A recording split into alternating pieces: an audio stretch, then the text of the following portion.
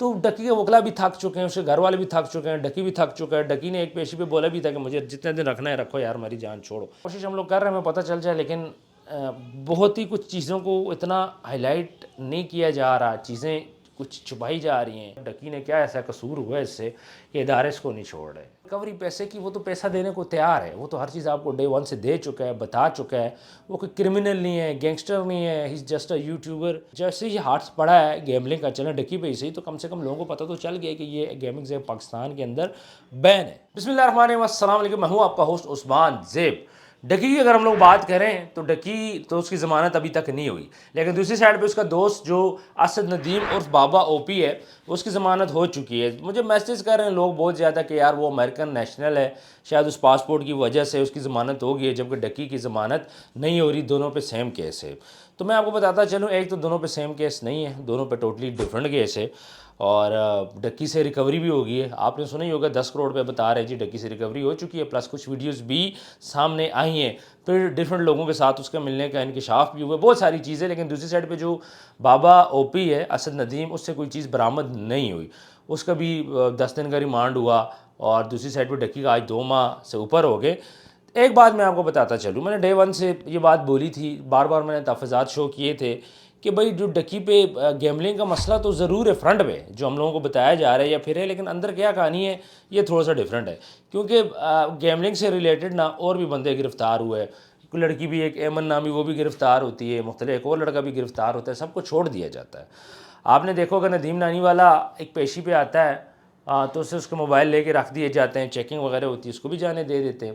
سب کے لیے ریلیف ہے, ڈکی کے لیے ریلیف نہیں ہے. یہ بات تھوڑا سا لگ رہا ہے کہ بھئی اس کے اندر نہ کچھ گڑبڑ ہے, کوئی ایسی ٹرانزیکشن یا پھر انوالو ہے کہ جو آ کے پھر کسی دہشت گردی میں اپنا تجزیہ دے رہا ہوں, مجھے کنفرم نہیں ہے, کسی ایسی چیز ہے جو اس میں استعمال ہوئی ہے.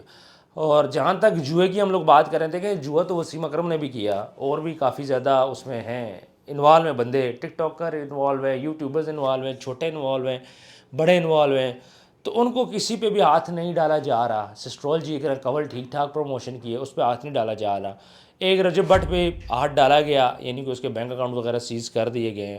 اور دوسری سائڈ پہ ڈکی جو کہ گرفتار ہے, ڈکی کو ابھی تک نہیں چھوڑا جا رہا. اور اگر یہ صرف گیمنگ ایپس کا معاملہ ہوتا تو ابھی تک ریکوری ہو جاتی, چیزیں ہو جاتی, ڈکی کو چھوڑ دیتے. این سی سی آئی یا کوئی ڈپارٹمنٹ پاکستان کا اتنا فارغ نہیں ہے کہ ایک بندے کو لے کے بیٹھ جائے, تو ابھی تک اس کو چھوڑ دیا جاتا. لیکن اندر کی کہانی کچھ اور ہے جو کہ سامنے نہیں آ رہی, اور یہ اتنی کوئی سویر سی بات ہے کہ جو کسی کو بھی نہیں پتا.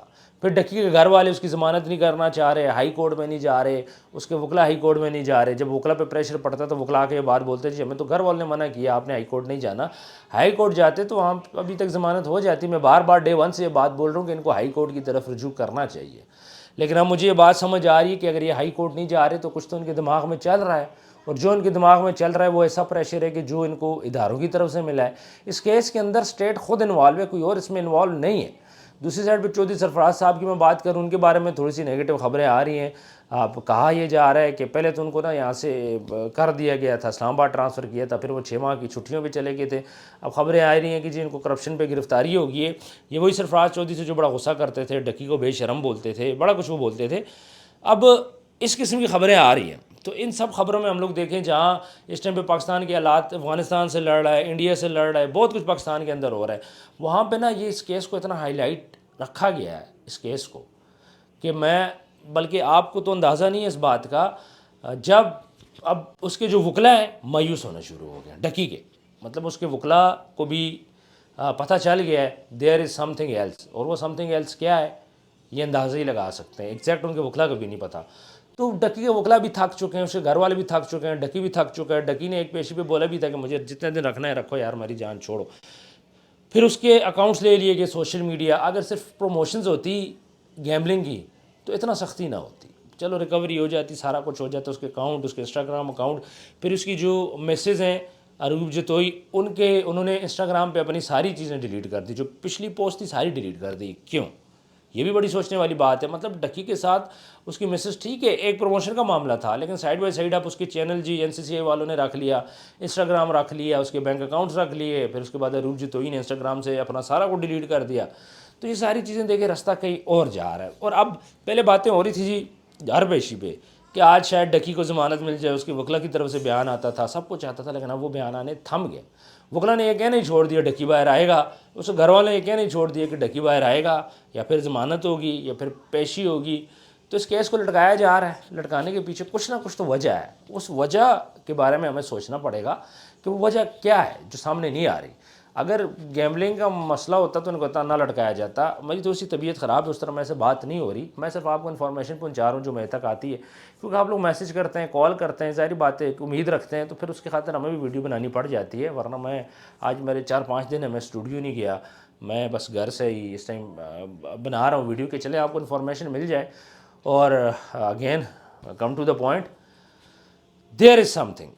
اب وہ سم تھنگ کیا ہے، کوشش ہم لوگ کر رہے ہیں ہمیں پتہ چل جائے، لیکن بہت ہی کچھ چیزوں کو اتنا ہائی لائٹ نہیں کیا جا رہا، چیزیں کچھ چھپائی جا رہی ہیں، کورٹ کی پروسیڈنگ اس طرح ہائی لائٹ نہیں کر رہی، وکیل تھک چکے ہیں، گھر والے تھک چکے ہیں، اور اس کے بعد جو سوشل میڈیا پہ جو عوام پہلے ذکر کرتی تھی وہ تھک چکے ہیں، اور اب نہیں لگ رہا جب پیشی ہوتی ہے تو یہ نہیں کہا جاتا جی ڈکی جی رہا ہو جائے گا۔ تو پہلے تھا کہ آٹھ پیشی پہ جی آٹھ ڈکی رہا ہو جائے گا، کل ڈکی رہا ہو جائے گا، ڈکی نے یہ نہیں کیا، ڈکی نے وہ نہیں کیا، اتنا بڑا کیس کیوں بن رہا ہے، ڈکی کے ساتھ زیادتی ہوگی، باقی ٹک ٹاکرز پکڑے جائیں گے، یوٹیوبرز پکڑے جائیں گے، لیکن اب نام شام کسی کا نہیں آ رہا بھائی، نہ کسی اور کے اوپر ہاتھ ڈالا جا رہا۔ ہاتھ ڈالا جاتا تو ابھی کا قول بھی اندر ہوتی، بڑے نام ابھی اندر ہوتے، لیکن کوئی نہیں جی، نام کوئی اندر نہیں ہے، بس ایک ہائپ کریٹ کی گئی ہے۔ مین مسئلہ ڈکی ہے، اب ڈکی نے کیا ایسا قصور ہوا ہے اس سے کہ ادارے اس کو نہیں چھوڑ رہے، اس قصور کو باہر میرا خیال ہے آنے چاہیے تاکہ باقی لوگوں کو بھی سبق مل سکے۔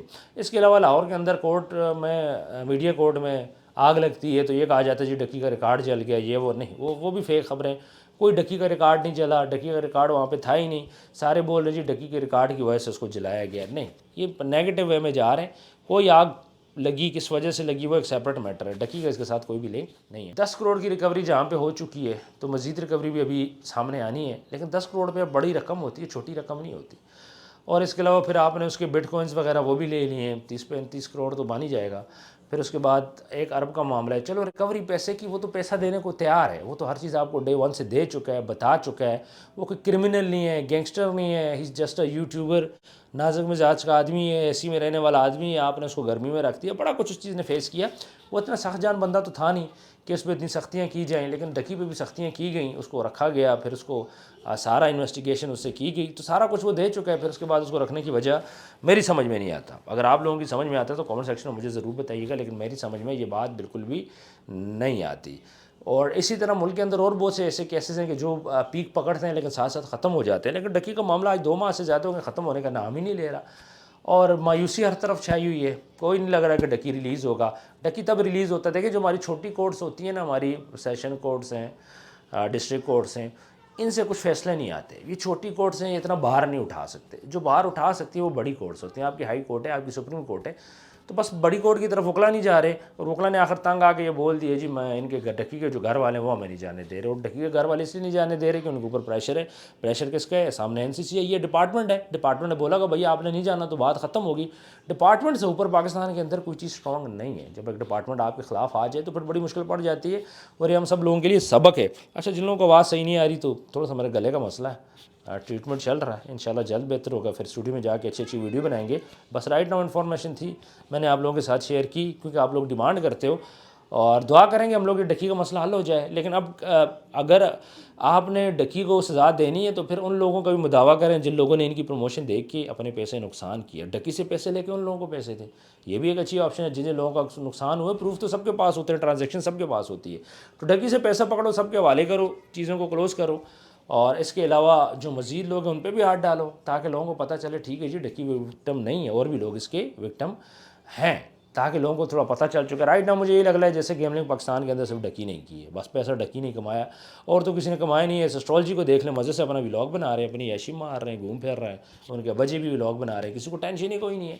تو پاکستان کے اندر اس ٹائم پہ گیمنگ ایپس بھی چل رہی ہیں، 1x بیٹ بھی چل رہی ہے، میں نے کل بھی ویڈیو میں ذکر کیا تھا کہ 1x بیٹ دبا کے چل رہی ہے پاکستان کے اندر، جوا چل رہا ہے، ان چیزوں پہ بھی کام کرنا چاہیے ساتھ ساتھ پہ۔ لیکن ڈپارٹمنٹ کو میں اپریشیٹ کروں گا کہ انہوں نے ڈکی کے میٹر میں اتنا اچھا کچھ کیا، یعنی کہ جیسے ہی ہاتھ پڑا ہے گیملنگ کا، چلیں ڈکی پہ ہی صحیح، تو کم سے کم لوگوں کو پتہ تو چل گیا کہ یہ گیمنگ سے پاکستان کے اندر بین ہے، یہ پاکستان کے اندر لیگل نہیں ہے, کوئی بھی اب ان کی پروموشن نہیں کر رہا.